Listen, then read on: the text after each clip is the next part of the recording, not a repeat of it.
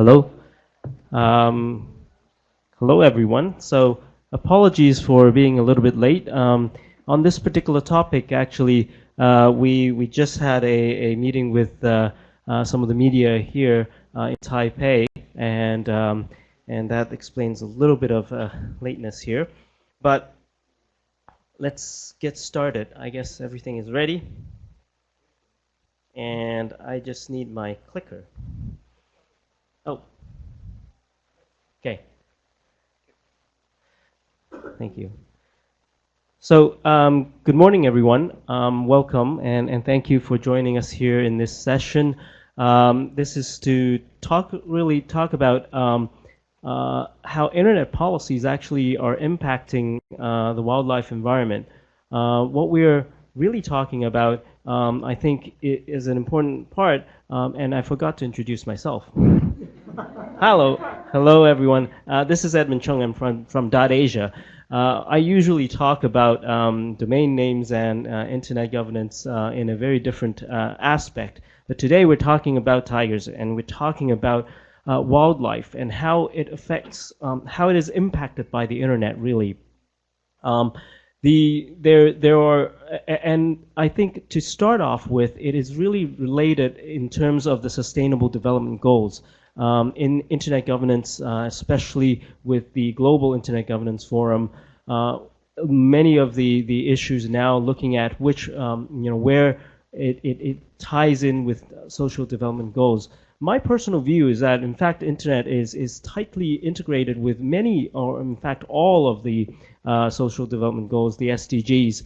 And for this particular topic, of course, to begin with, you tend to think that for tigers and wildlife, that the climate action, life below water, and number 15, life on land, those are the only sustainable development goals that is relevant to the tiger. But actually, that's not quite true. One of the important reasons or the motivations for poaching tigers is probably economical. The villages that are around the tiger landscapes, they play a big role in the sustainable development of tigers. And in terms of internet, that creates a relationship as well, because of the opportunity that the internet really brings, to provide e-learning, to provide e-commerce opportunities, to create new opportunities for the population and the economies around the tiger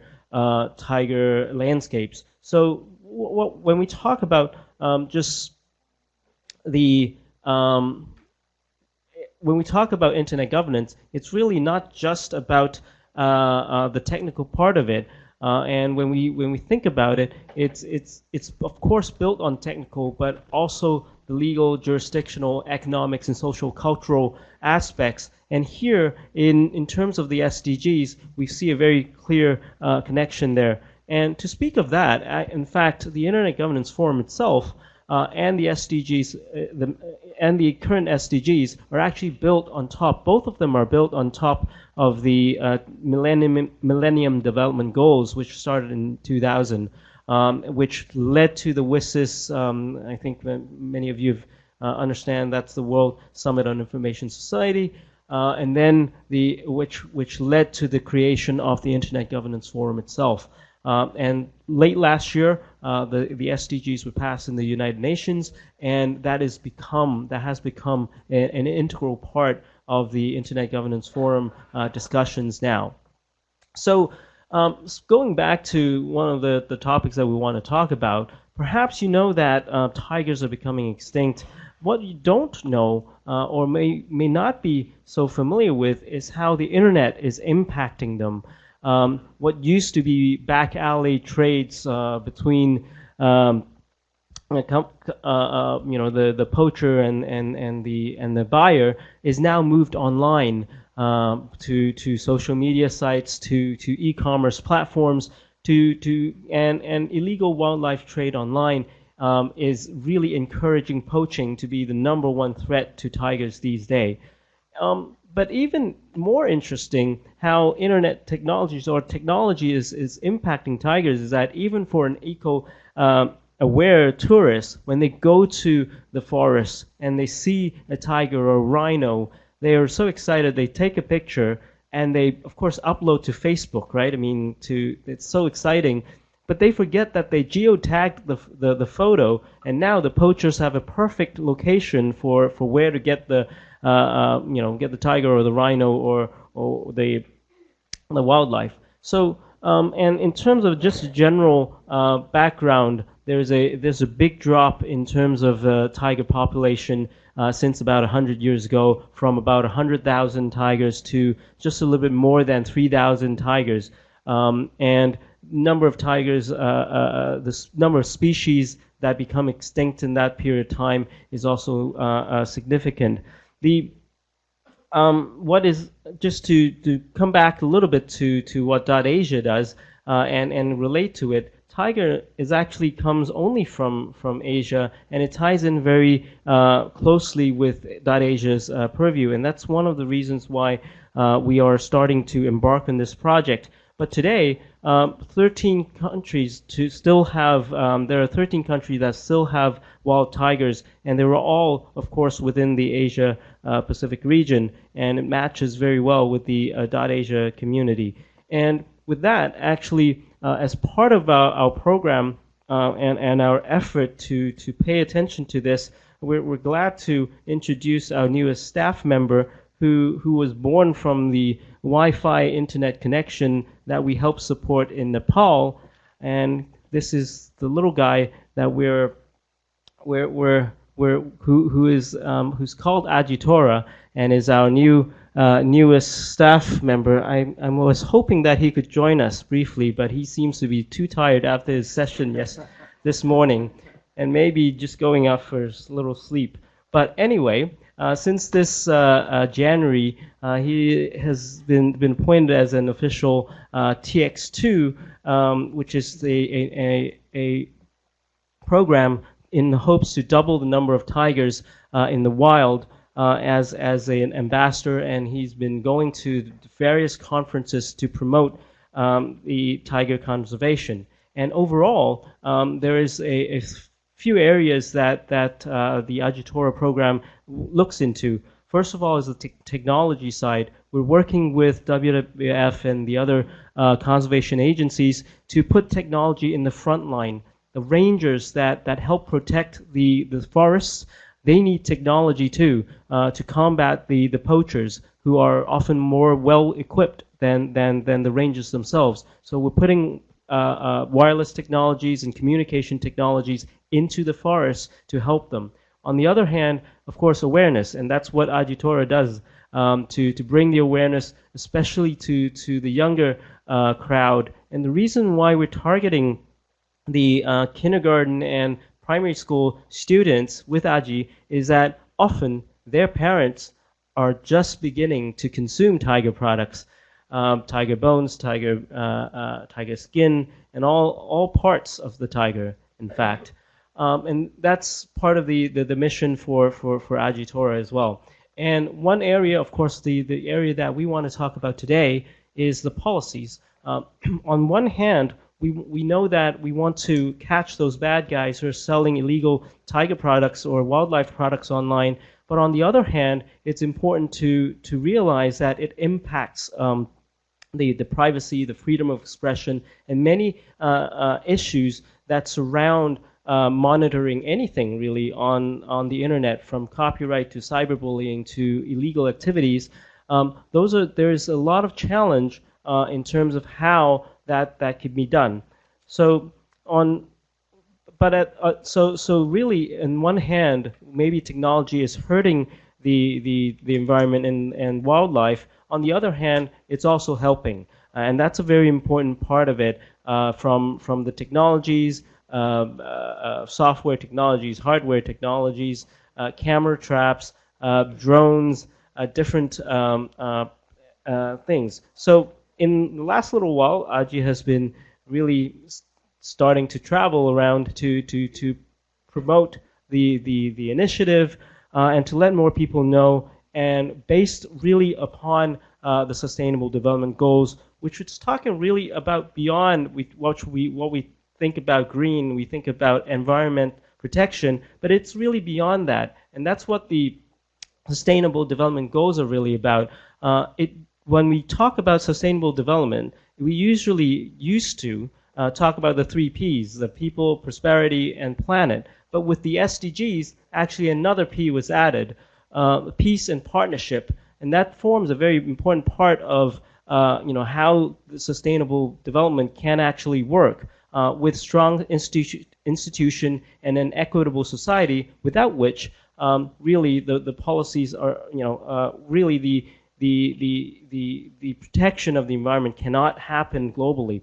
And that brings us back to the challenge, really. And when we talk about policies online, we're really talking about how monitoring or how trying to catch the bad guys impact our privacy, our security, and everything we love about the internet. And that's what APrIGF is about, and that's kind of what this session is about, is to start to embark on a journey about how the internet can help the tigers and wildlife, but also more specifically how the policies will have an impact and how the policies should be created.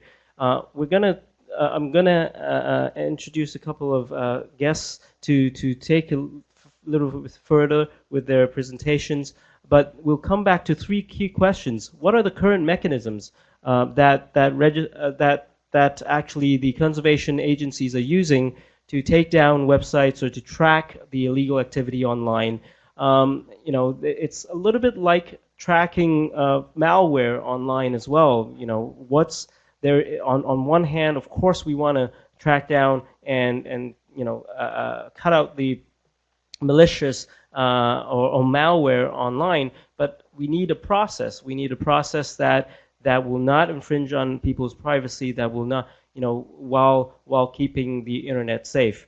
And the other question is about intermediary liability. When ISPs or hosting providers or e-commerce platforms start supporting programs for takedown or to curb illegal activity, what are their liabilities? Unless there's a court order, if they start working with different agencies and do certain work, what are their liability? And that relates to the Manila Principles as well. How freedom of expression and other rights should be balanced. Right. So the principles, the Manila Principles, and how they apply to intermediaries, even on tackling illegal wildlife trade online. Then finally, I'd like to explore a little bit, is there a possibility of having or developing an industry code of practice to track this, rather than depend only on court orders? Is there a possibility for a framework that ISPs, hosting providers, and others platforms online can actually work on a framework or a process for takedowns, or even for tracking and tracing the activity, so that we can curb this activity online? And I guess that's really that's it's what I want to say is that that's similar. Having code of practice is similar to a lot of industry associations, ISP associations would have code of conducts for curbing spam.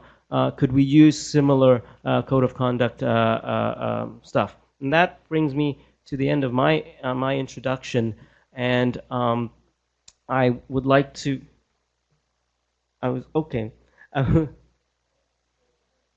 Okay.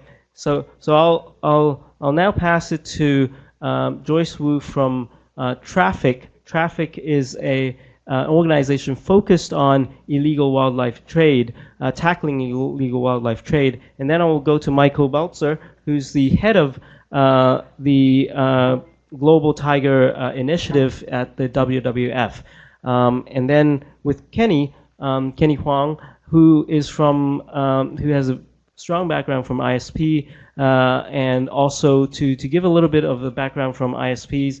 And then I will ask Chester and Jian to add a little bit, and then hopefully then try to open up the floor for more discussions. So let me pass the mic to Joyce. And do you have a presentation that? Okay.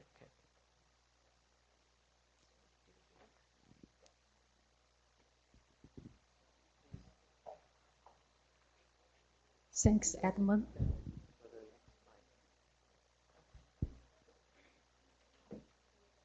Good morning, everyone. I'm Joyce Wu from Traffic East Asia. My organization is an international NGO and is strategic alliance with WWF and IUCN. Today, I'd like to talk with you about the online illegal wildlife trade in East Asia.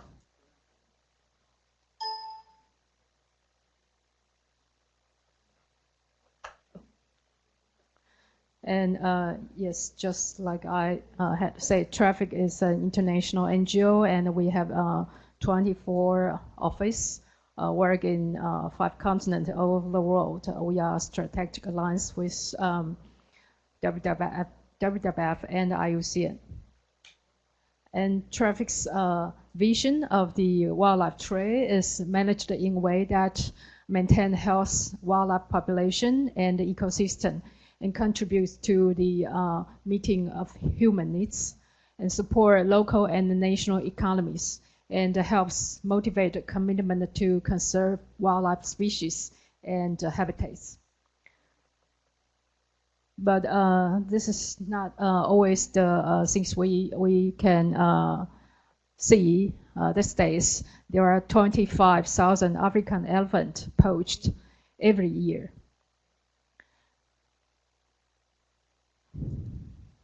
And same as the tigers, also face the threat of extinction, including the habitat, because of the habitat decrease dramatically, and the population decline because of the demand for the trade, for the medicine and skin or curio products. And we had monitored the wildlife trade since 2005, which is 10 years ago, on Chinese language websites based in mainland China, Hong Kong, and Taiwan. And we found there are like ivories, tiger products, and rhino horn products on the websites. Like this is the whole skin of the tiger skin, and this is a small piece of the tiger skin. This is the front. This is the back of the tiger skin, and people sell it as a religious relics. And we can also find the tiger bone wine sell on the internet, and other species products like the rhino horn carvings, ivory carvings. This is the Japanese style sword sold on Taiwan's website, and the handle of the sword is made from ivories.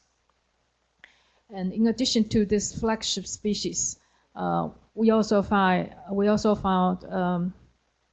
many different species and products on the internet. Everything you can thought about, you can find on the website, and including lots of live wild animals, even CITES Appendix 1, parrots and tortoise. And since 2012, January 2012, we start to monitor Chinese language website based in mainland China regularly, monitor it once a month. And you can see the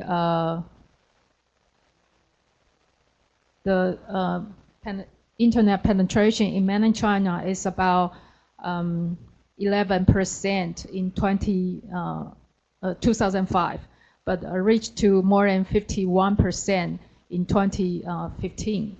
So there is a great reason that we focus on Chinese language website in mainland China, and we monitored 25 to 32 Chinese language websites. including the auction website and theme websites.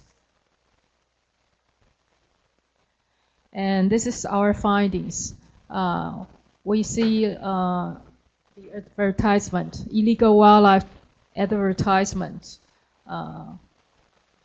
There are around 3,000 to 6,000 of advertisement between January 2012 to May 2013.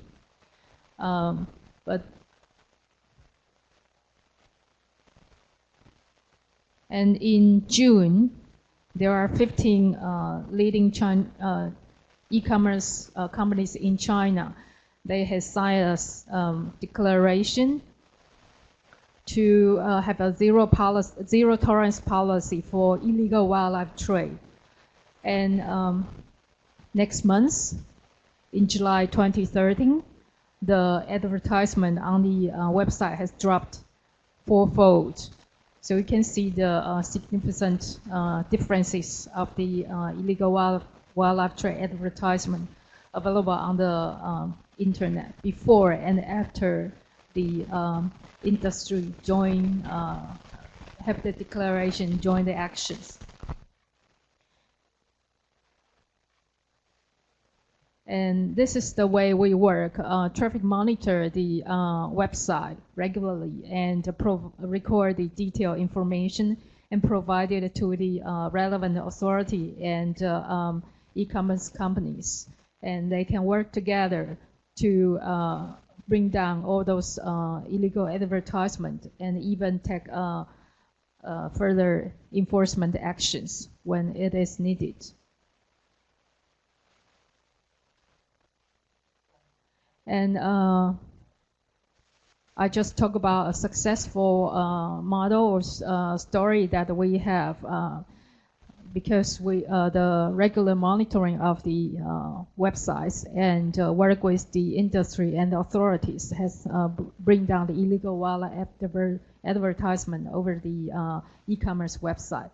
But at the same time, we find the advertisement over the social media has increased rapidly. The social media users in mainland China is increased rapidly, and the nature of the social media is blocking informations. Only friends in the group can see the informations, so only people in that group willing to report the illegal activities. People outside the group can know what's going on. So the nature of the social media have put a very good concealment for the illegal wildlife traders. And also the inadequate regulation also help that.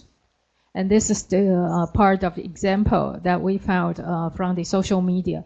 These are all the big traders that we found from the social media in 1 month. And this is the items they provided in that 1 month.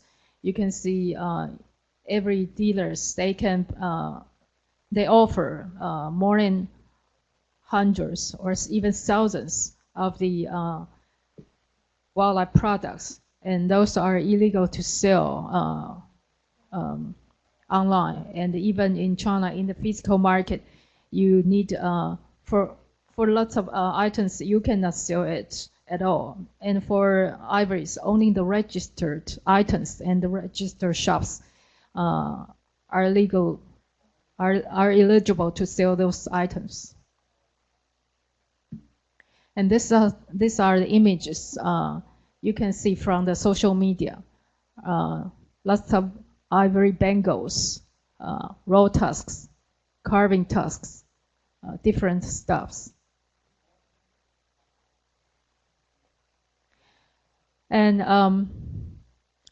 however, this is not the situation that social media want to see, and they do have the prohibition and the punishment for this illegal trade advertisement, including suspend the account or take down the content.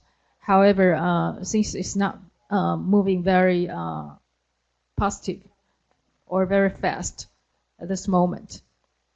And we need more companies in different parts of the world to join these actions. And actually, Chinese government just announced a new amendment of the wildlife conservation law, and that will be effective since next January. The new law is prohibit the internet to provide the service for the illegal wildlife trade. So Chinese government already made it into a law and will be effective since next January. So that's all for my presentation. Thank you, Joyce.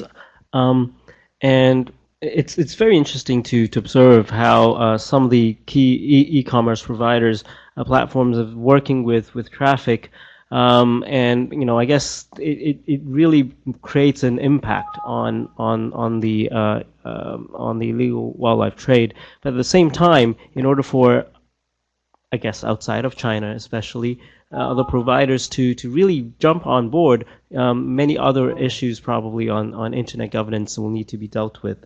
But before that, I'll pass the mic over to Mike to focus a little bit more on tigers, I guess.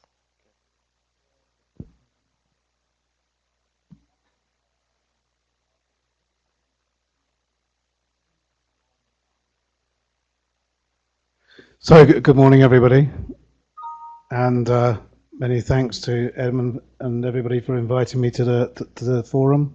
It's certainly not something I ever expected to be presenting in, and but it's a great pleasure to be here, and I found the forum very interesting, particularly this morning with the youth and all their ideas that have come up and to help support tiger conservation. So it's been very inspiring for me, but even though I didn't expect to be here.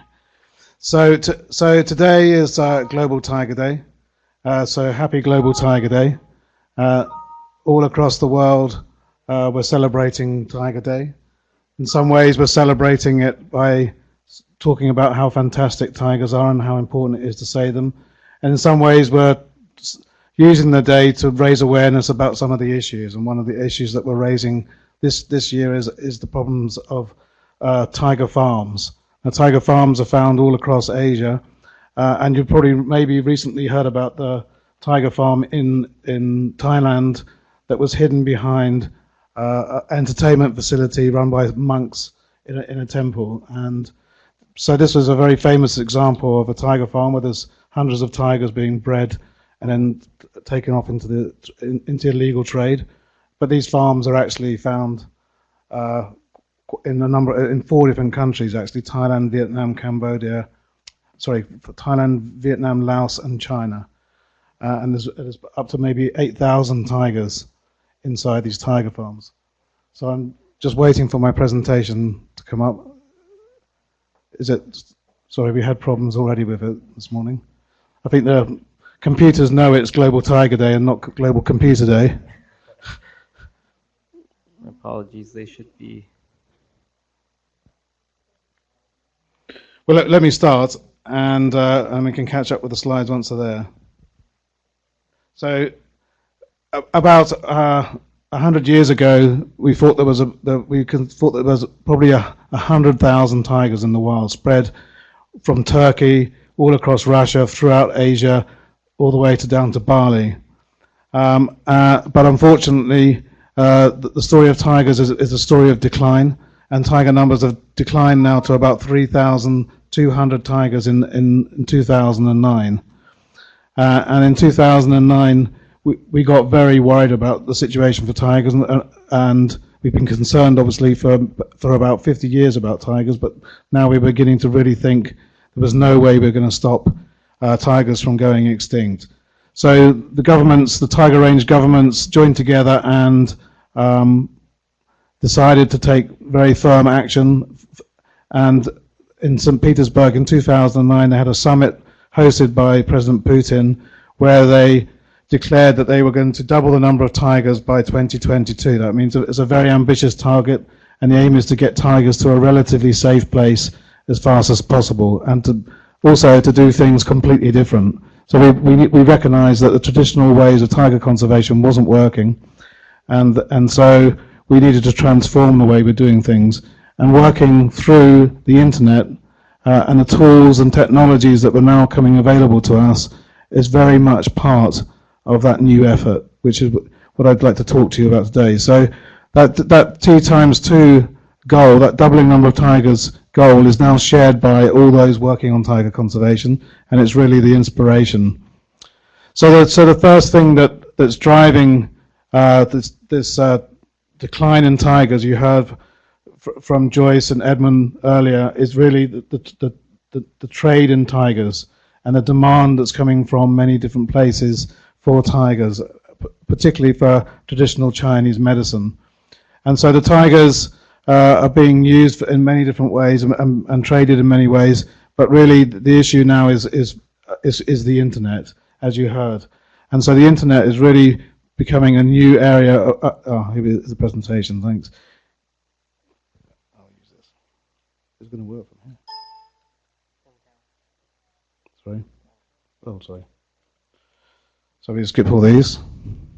That's the terrible graph. That's the T times 2 logo. And we're here on talking about demand. And so this is what you've already heard about the legal wildlife trade being online now. And this is causing a great deal of concern within the conservation world, because this is not an area that we have expertise in, but we're getting very fast at dealing with it, and we have some great partners, just as Joyce mentioned earlier on. So how are we dealing with it? Well, we're monitoring social media, and we have volunteers and networks all across the globe that now can get online and report back to us. And we have what we call a whack-a-mole type effect, where every time one pops up, we knock it down until we keep going. But they get cleverer and cleverer at it, and so it's not really the best strategy to deal with it. But so you heard from Joyce about how we're working with some of the big web platforms, and this is really being very effective, and we're getting some really fantastic partnerships with some web platforms that are able to help us detect and track and monitor the use of the internet for tiger trade and obviously other species.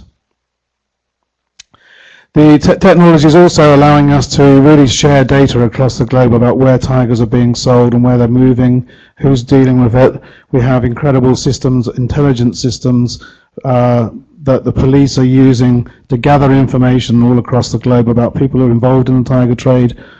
And these intelligence systems are used on platforms that police and Interpol can share all across the globe. So again, very effective use of new media, new technologies to really track down those who are involved. So imagine before, where there was somebody caught in Nepal with a tiger in his suitcase, that information and that person's name and all the information will go completely online within this web, and so people in Sumatra can compare the results and the information, so they can start putting together the intricate web of the crime syndicates involved in tiger crime, and it's working very effectively. There was one recently, somebody arrested in Malaysia who had been involved in wildlife crime in Nepal because of these systems. So the traditional way of getting tigers to this market is first by poaching, using snares. This is very low technology. It's just a wire, usually from a bicycle, that's basically placed in the ground, and the tiger will step into it and then get caught, and maybe the trader, the hunter, will come and find the tiger maybe a few days later. And this is sort of a situation we're seeing very often across all of Asia. And then the tigers then very fast go to these sort of markets. There's a market in Myanmar, but there's a huge market for wildlife in Myanmar, which is supporting people coming across the border from China principally. And tigers are being sold there in traditional ways, in markets and in shops. But again, this is fast becoming extinct, thanks also to the good work across the countries. But unfortunately, now it's going online. The parks are very badly protected. These are the typical rangers who are protecting the forests against highly trained professional hunters, and they often very poorly equipped with bad shoes and sticks to fight off not only rangers with machine guns but also tigers with very big teeth. So they're wandering through the forest like this, and unfortunately often get into trouble. And so our work is to train them and fully equip them, and this is what was going on in many different places. And we use a tool now called SMART.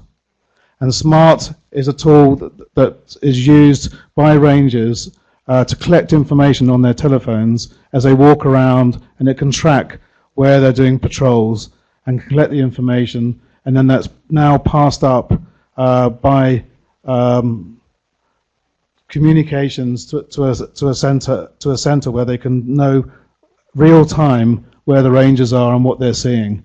And we're happy that we're working with .Asia on improving the communication technologies within inside these parks, which are often very large and very remote, so that they can start communicating together across these vast areas. And so this tool is dramatically changing the way that we're doing protection on the ground for tigers.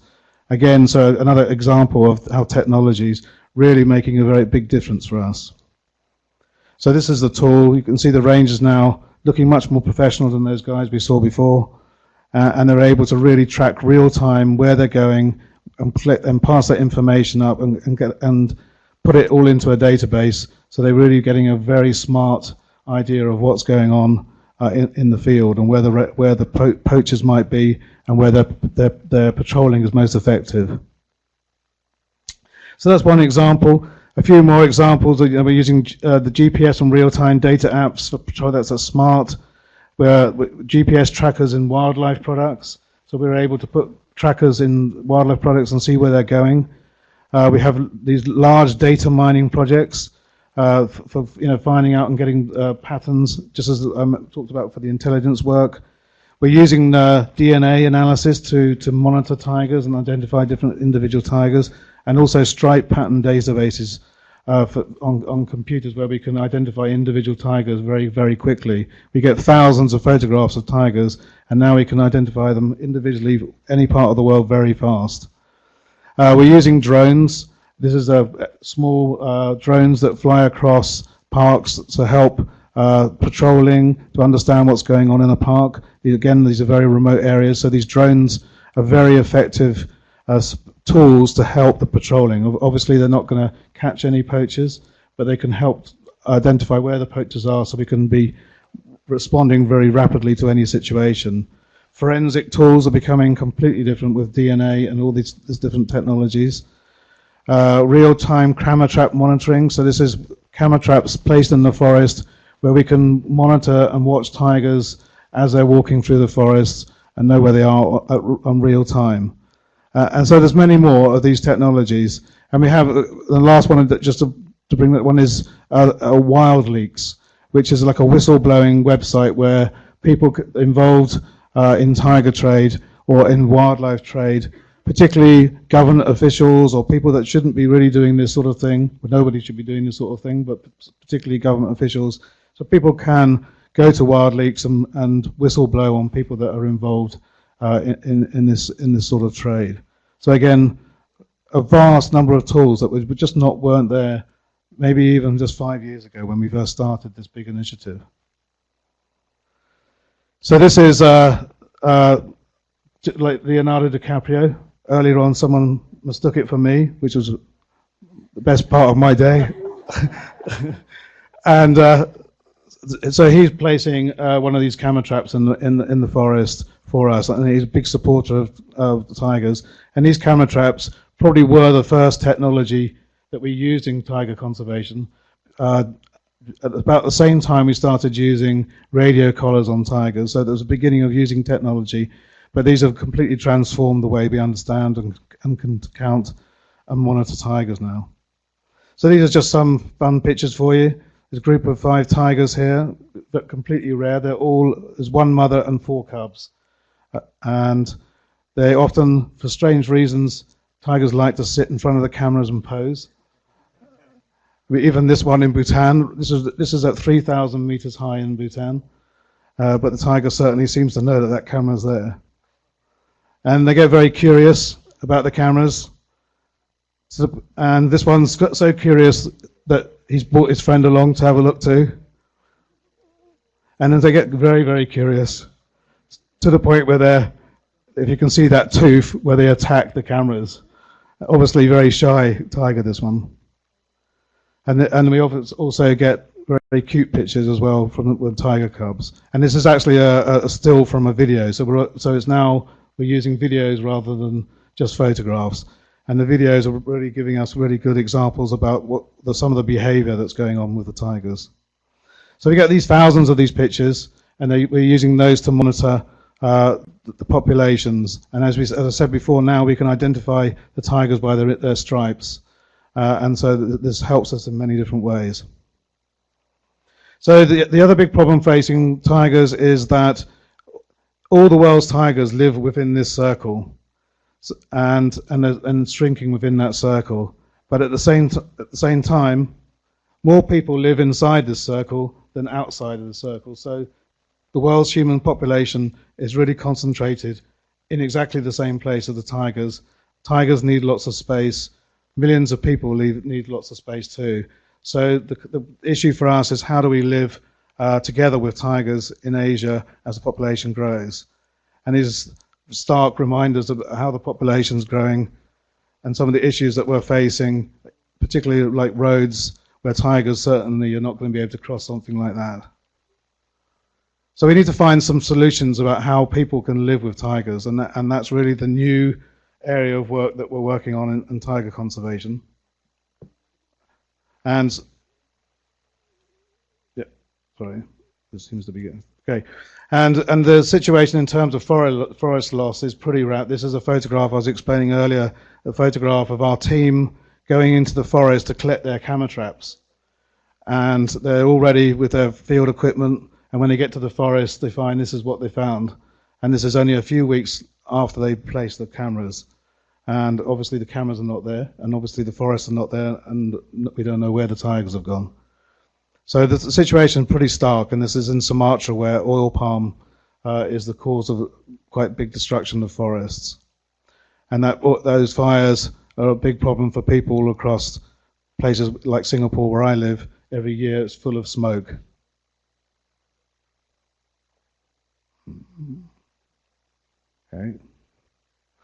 Okay, so what we're doing now is we're developing a tool which is an app. We call it iTiger. It's really this is probably the first people to hear about it. In fact, it's very much in development. So it's a tool where we're trying to solve the issue of people living with tigers. So if you can imagine the forest with a tiger living in the forest, and then you have the people living in the city that want to save tigers. And it's very often it's the people in the cities that want to save tigers rather than the people around who live with tigers. But the people that are living around tigers are producers. They're producing rice, they're producing many other different products which we consume in the cities. And so we want to try and build a relationship between those. We would like to continue those agricultural practices or other practices that are going on in these areas around the protected areas. So that because tigers are using those areas, and the relationship between the people and the tigers is okay. But once their livelihoods get strained or they change the situation, then the local people, then that's when they turn against the tigers. And so we're trying to make a link between the producers and the consumers. And so what we're doing is develop an app which helps the farmers show what they're selling, and they're able to sell it on the internet directly to consumers. And in return, the local communities have got much more trade. Their incomes are going up. They recognise and support, but in turn, they're also helping to make sure that the forests and where the tigers are being protected. So they get paid a premium on top to protect those forests, and the consumers can help support those local producers through this app. At the same time, we can monitor online what's going on with the state of the forest and getting information directly from the farmers too. So this is a really interesting, completely different tool that has never been around at all for tiger conservation, and because of the social media and the tools that we've got available to us across the internet, will make a big difference, and linking people across the world. Another tool that we're using is we can monitor forest cover change from completely remotely, and so one of the issues we're seeing is that forest is getting cut down very fast, but they're always in remote areas, and so this tool that was developed in Russia is able to detect very small changes in the forest. So as soon as somebody starts cutting some trees, you can detect it pretty fast, and you can send the police in there to stop it immediately. So it's really a dramatic change. And now, actually, what's going on now is that volunteers all across the world are using this tool to monitor these forests for us. And as soon as they detect a change, that they can inform us, and then we can work on it immediately. So you can imagine how this tool works, because this is your expertise, not my expertise. So we're also the technologies is also helping us provide visions. So I showed that picture of the roads, and this is probably the biggest issue that we're facing, is the roads cutting up the forests. And so we can sit and use technology to explain to local communities, to planners, about the implications of the road, but also the solutions. And we can use these tools to find the solutions to these roads, so that people can still have roads, we can still develop the area, but tigers can survive in those areas by coming up with some smart planning. And this is just an example now that we're using the internet to collect data from all the different places that we work and compile that data. So this is a huge amount of data, a big database that we use, but that's now compiled. The data is entered online, sent up, and then analyzed remotely, actually in the other side of the US. And so we're able to get people who are working in a remote place in Bhutan to put in their data, and we can very rapidly now understand what's going on. Before the internet, it took somebody to write a letter that got taken to the local town, to the city, and that letter might get to somebody somewhere else in a month's time. So by that time the situation had completely changed. So this is just a huge change for us. And lastly, the tool the really great opportunity for technology is how we reach out to supporters and people using social media. And this is an example of where we had a running tiger along the Kremlin. This was during the summit time, and this was passed to millions and millions of people live as we did it. And this Global Tiger Day, we're bringing people together by asking people to show their support for T2 by giving 2 thumbs up for tigers. And again, this is an example of how we're using social media to really build up support. And this support is then taken to the politicians and the leaders and people that can make the difference for tigers. Thanks very much. Thank you, Mike, and very always a beautiful sight to see tigers. And I guess going back to the conversation, of course we want to protect tigers, but I guess there are other challenges for us in terms of the internet service providers and others as well. So I'll pass now, I guess, to Kenny to talk a little bit about what is happening in terms of takedowns and those type of issues here in Taipei.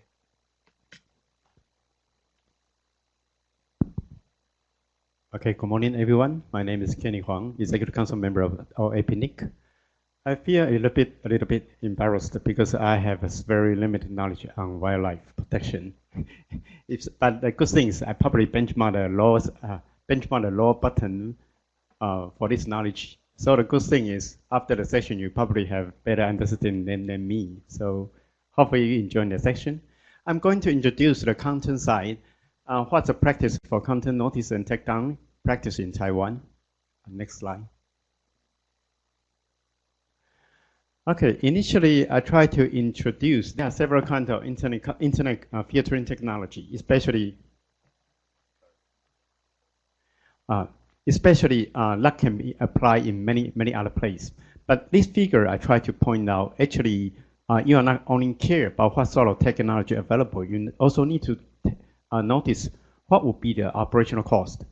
From left-hand side, you can see IP filtering, the cost would be much lower, but the accuracy was also very poor. And then go to DNS filtering, and the upper layer would be keyword filtering, and the right-hand side will be stateful traffic analysis. So that would be very accurate, and the cost is pretty high.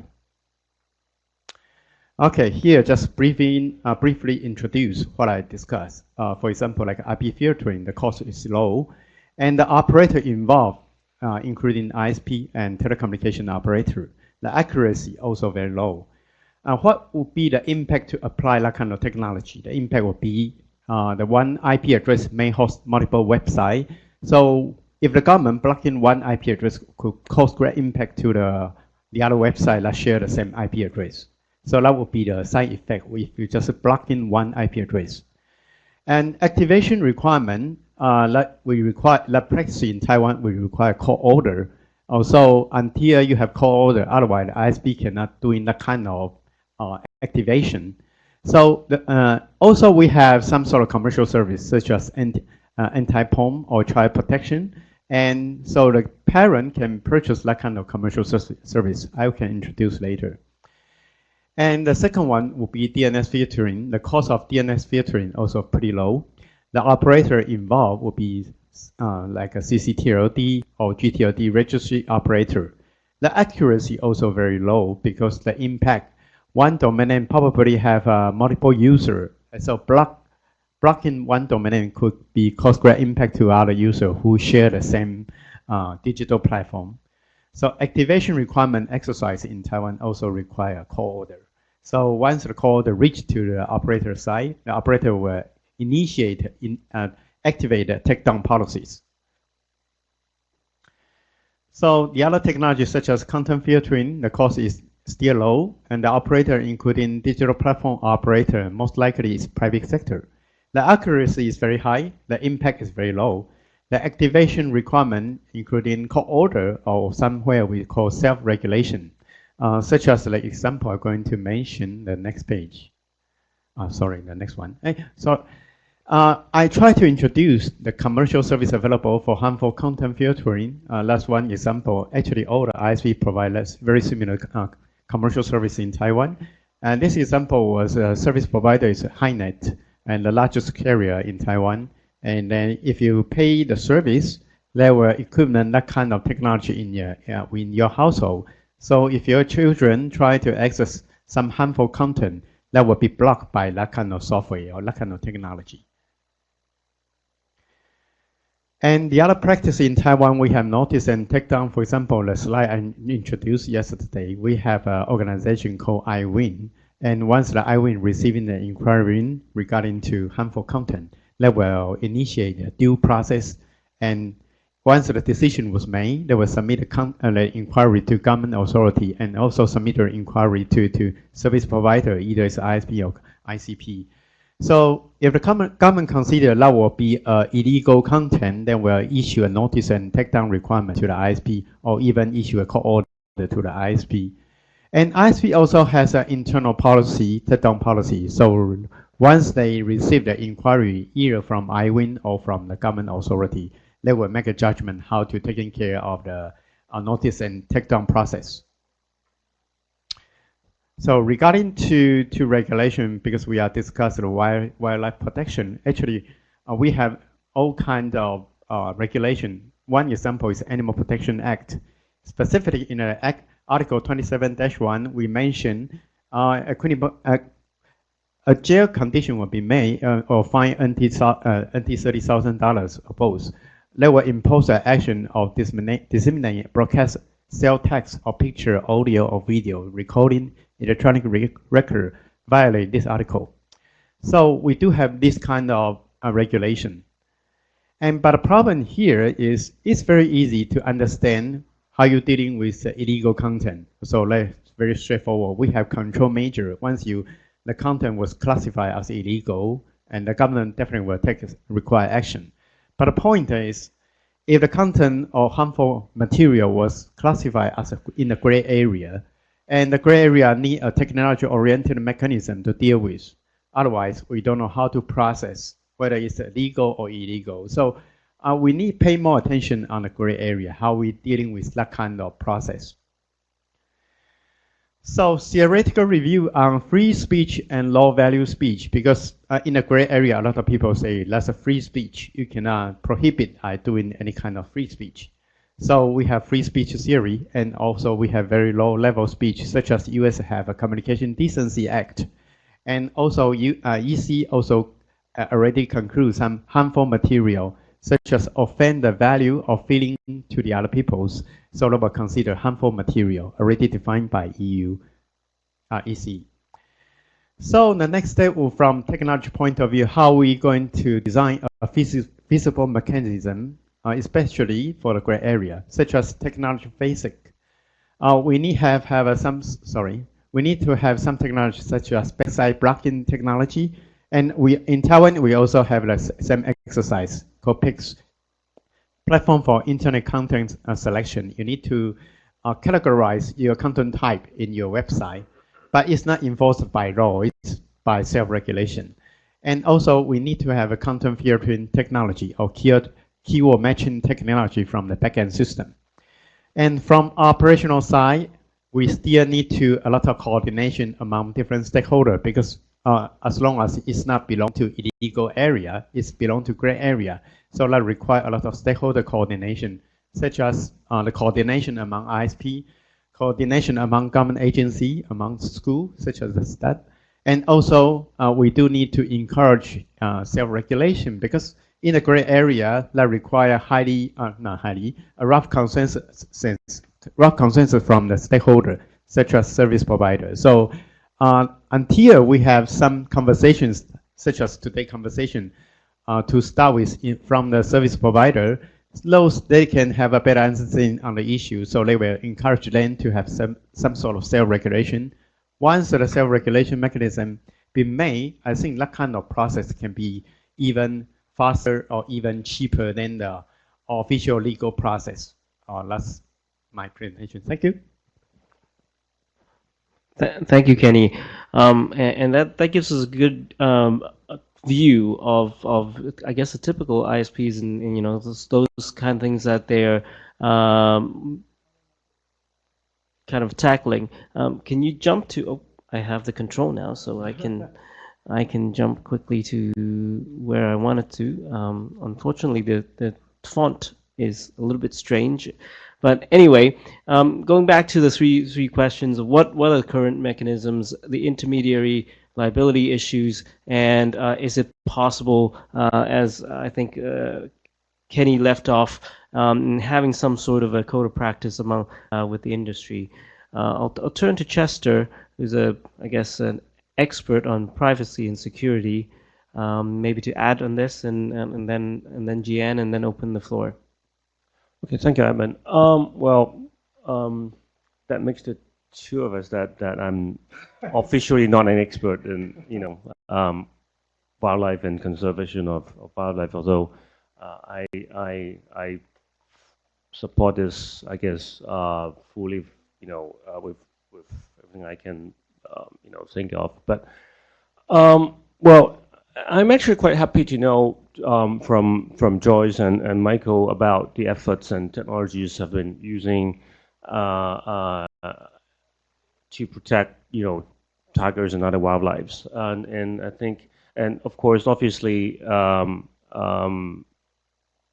it is not, I guess, enough, and new problems come up, and also, you know, some other older problems still persist. But I guess I'm not going to talk about what have already been covered by Joyce and Michael. But I think in terms of the situation and all that, I think well, definitely, you know, to me, well, I used to be an ISP as well, so I was involved with a lot of I guess content, illegal content issues, or illegal I guess activities, you know, on the internet, child pornography, trafficking, and a lot of other, you know, piracy, not that privacy, the, you know, copyright, I mean IP rights, you know, counterfeit products and stuff like that. So, you know, I think Kenny highlighted one problem that I was thinking also, was that how are we going to identify the illegal contents? You know, I think because if we want the mechanism to be scalable, you know, I mean, scalable meaning not only in one country, in the region, or even globally. You know, the scalability means that we have to have technology or the mechanism to help the NGOs, or even the platform providers to determine whether the content is illegal. And I can see the difficulties of identifying, say, for example, a picture of a tiger or a wild animal being, just circulating from the internet, whether it is a cute picture of the animal, or whether the animal is being tortured, or captured, or even slaughtered. You know, it's you know, we need to build that into the mechanism. One of the experience I have been helping with a company that we are doing, actually was a spin-off from the University of Hong Kong on cyber of digital forensics. And what we did, or what they did, was we designed a system to help brand names to identify counterfeit products online. Basically, it's like a you know, internet crawler, except that when it sees a picture, it looks in the picture and compare the image of the picture, and trying to identify registered trademarks, icons, and you know, logos in the picture, and determine whether that product is a counterfeit product, or possibly a fake. So, but then that's raised another.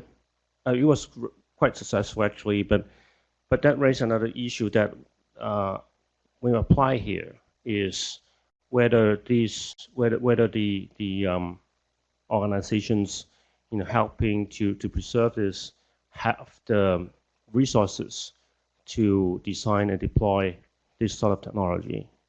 And I would, I guess, think that can be supported by, say, the bigger, richer, you know, platform providers, social media companies, and if they can contribute on the technologies, or even on the research, that would definitely be helpful. And the other thing I want to say a little bit is I guess to do all this is we somehow need a central authority to help us, or to help the, you know, the intermediaries, you know, first, like I was saying, to determine whether the content, or the picture, for example, is illegal. I mean, the content, the text, or whatever, because like I said, it could be confusing, could be in the gray area that Kenny was mentioning,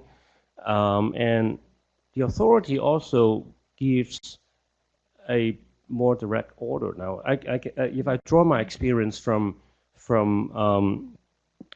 child pornography, obscene materials, you know, or even criminal contents from the internet, it's ISPs often have difficulties or don't have the authority to determine whether something is illegal. So what end up happening is, well, they would do it based on the order or suggestion by, say, certain organization, or maybe someone who claims to be the IP right holder. But then does it give the intermediary the safe harbor that it may need to in case they make the wrong decision? And then the other thing is about self-regulation. It works only, I guess, if the industry itself is tight and in a way, I guess, controlled, because otherwise, we can have certain big players coming out and say, okay, we pledge to that or to certain thing, and then it end up it won't be effective because they are like thousand or more of other smaller players who would still provide a platform to circulate those content. So yeah, I'm going to stop here for the moment. So. Thank you, and I think you covered a pretty broad spectrum from technology supporting, which is very interesting. I guess image processing technologies, and I think Joyce alluded to some of the things that traffic is doing as well, and perhaps there's more work that can be done. I'll turn to our young participants, Jan, to add a little bit, and please think about, please chime in, and I'll open the floor right after Jan. Hello. Okay, so I'm Jian from NetMission and also the organizer of YIGF. So I just want to share something on behalf of youth perspective, because prior to this workshop, we actually had the Global Tiger Day activities, and where we discussed two main topics. The first one is how can different stakeholders apply internet policy to protect wildlife, animals, and what teenagers can do in general. So for the different stakeholders, the participants mainly suggested making a website or a hotline for people to report dangerous trading and products online. And they also want social media platforms to warn people before they post videos and photos about tigers. And one way is also not to allow them to tag the location, so that they can still share, but the public won't know where the tigers are. And for NGOs, they suggested to make use of the Endangered Species Act, and government from other countries can also make use of this if they haven't already. And for what teenagers can do, there is 4 main points that were raised. The first one is the participants wanted to create a petition to close down zoos and promote safaris instead. So instead of keeping wildlife in cages, then it would be better for animals to be in their natural environment where people can still watch them, but they're at least in their natural habitat. And the second one is to create a trend where it can help raise the awareness, which can be in a form of a game or a video, and it would create a hype to protect the environment. And then the third one is an example in West Africa where there's something like a mixed park between countries where they join the wildlife together and allow the animals to move in different countries. So the participants said that one of the reasons why the animals are endangered is because they feel trapped in a zone.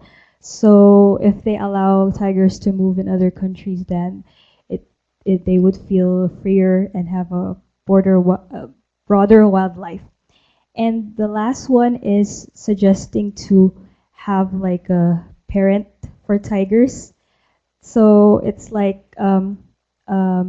using an app or a software where people can monitor one tiger in particular. Like, so for example, you can be in Europe and then your tiger is somewhere in Asia, but you will still know what how they are doing and things like that. And they think that this will allow more people to be responsible. Yeah, thank you.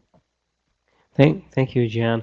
Very interesting suggestions, and glad to know that there's some outcomes coming out from the discussion this morning. So, I want to see if anyone wants to comment or have a question. Please. Oh. Okay, my name is Mahabir Pun. I am from Nepal. I build a wireless network in the rural areas there. So one of the things that I am trying, actually I tried with the National Trust for Nature Conservation of Nepal, because I am a board member there also.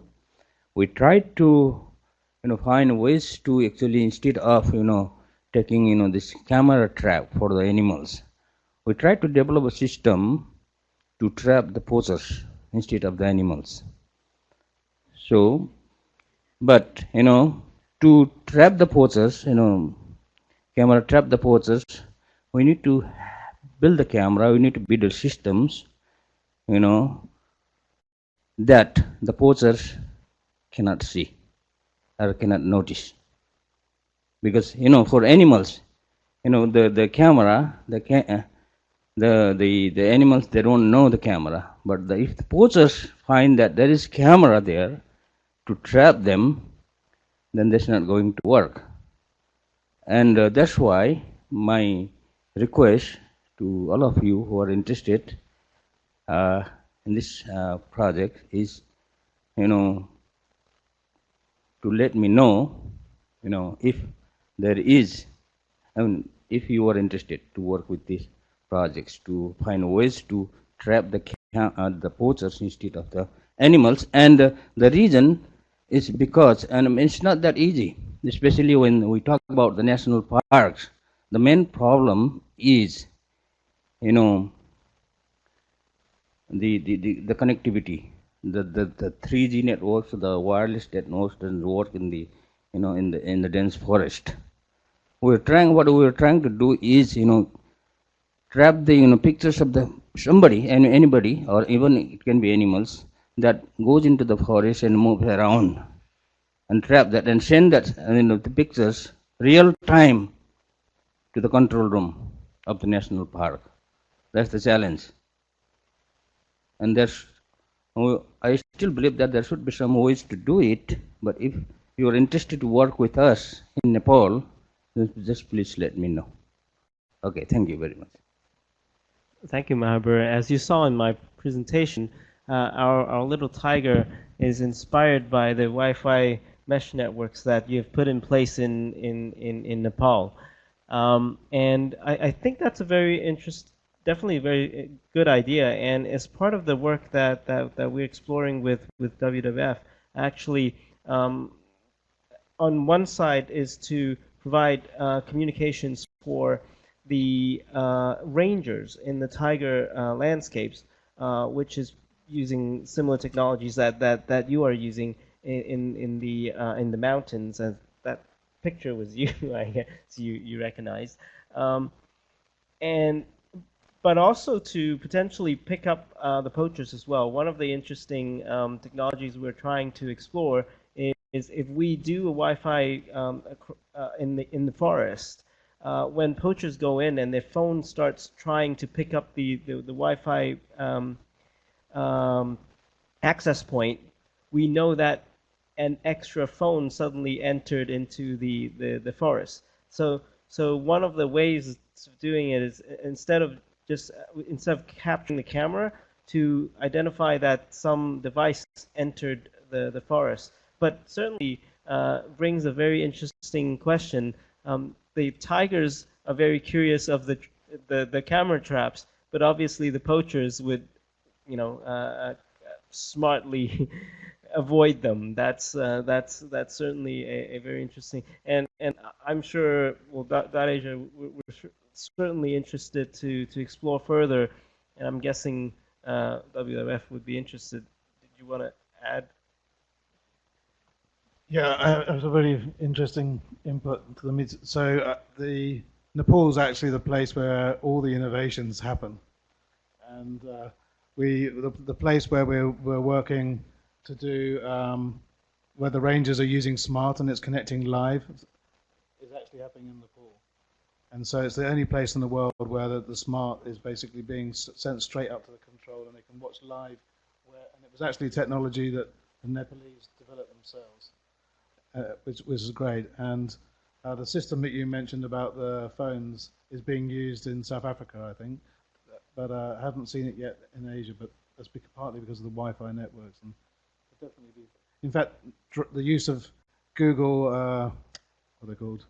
Google glasses, Google Eyes. But that was also innovated in Nepal.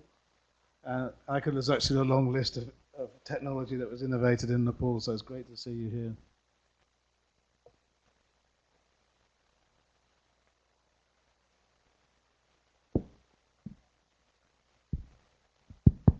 Hi, I'm Satish Babu from India. I'd like to quickly share two innovations or initiatives we're doing in India. One is to do with wild elephant tracking. There's a lot of human-animal conflict that's happening. Basically, human beings have gone and built houses where the animals used to kind of own, with animals now trampling over their fields and so on, and also attacking human beings. This is SMS based because people there do not use smartphones.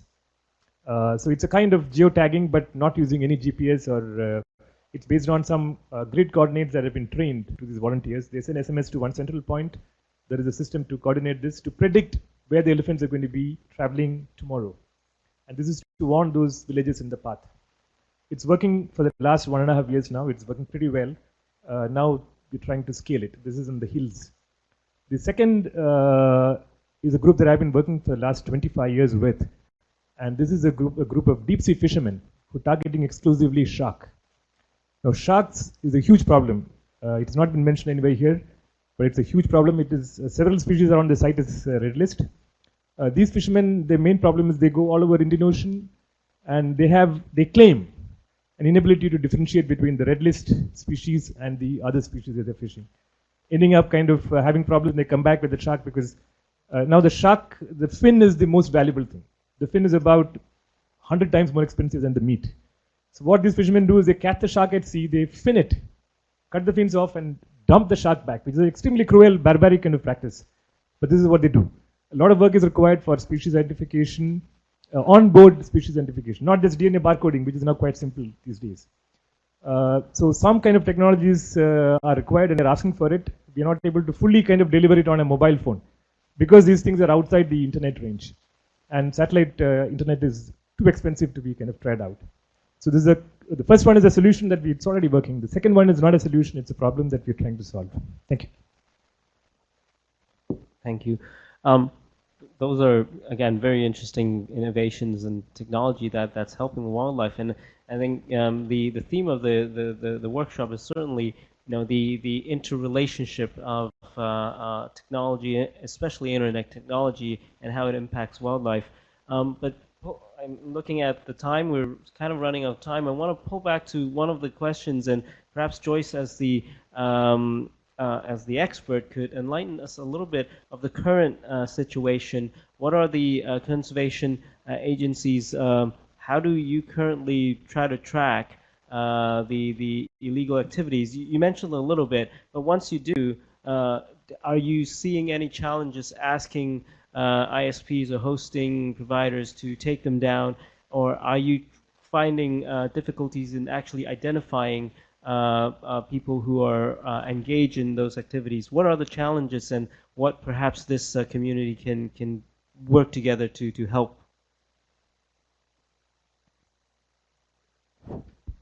Okay, compared to the internet and IP expert just mentioned earlier, actually, what we use to monitor the website, the internet, is actually very low technology.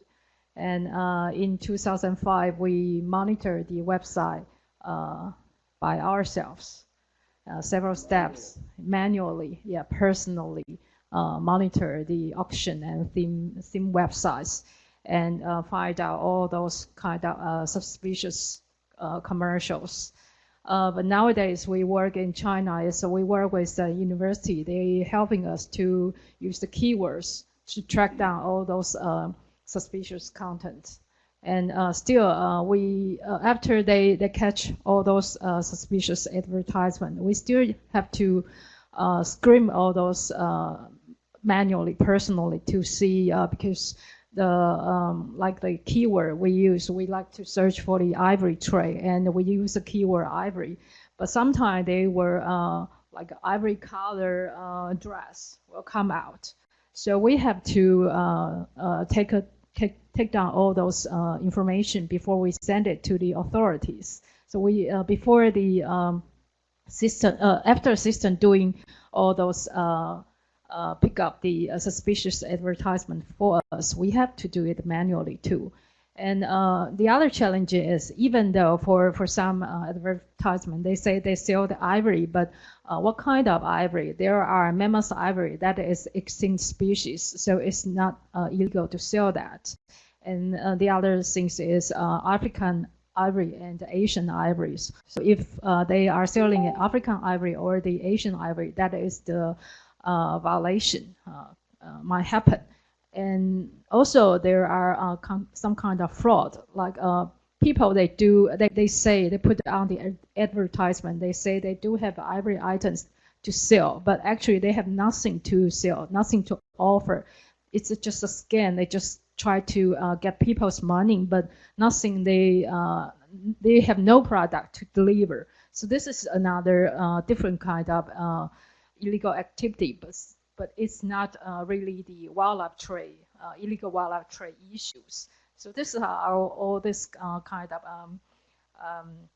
challenges we have. And gentlemen mentioned about the accuracy, the low or high of the accuracy. I think yes, if there is a system can help us to increase the accuracy of the screening, that will be much better and will be much effective to for us to monitor the illegal trade.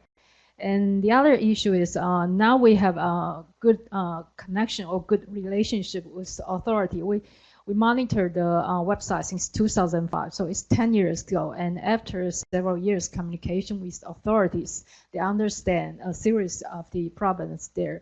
I think at the beginning they will think, oh, those are just advertisement. There are no actual transaction happen there. So for some legislation in some countries, they don't really recognize the put on the advertisement is a crime or illegal activities. They like to see, or the court like to see, if there is actual transaction happen, then they will recognize that is the crime, is illegal activities. Thank you, Joyce. And that really brings us to the end. Although, can you make it very short? Maybe 20 seconds. All right, so then we can take that offline, but that really brings us to the end. And I wanted to note that this is really just the beginning of the dialogue. I want to stress that, and it's attested by Kenny and Chester that this community really knows very little about the situation, and is, I think, somewhat surprised how much of impact it is actually having. Chester had the idea of utilizing the intellectual property scanners, photo scanners. I think that has a lot of legs to help in some of the efforts, and I encourage you guys to connect afterwards. But again, thank you everyone for joining. This is the beginning, and we hope to have more sessions and go into more details as we go along this journey. And please join me in a round of applause to the panelists. Thank you.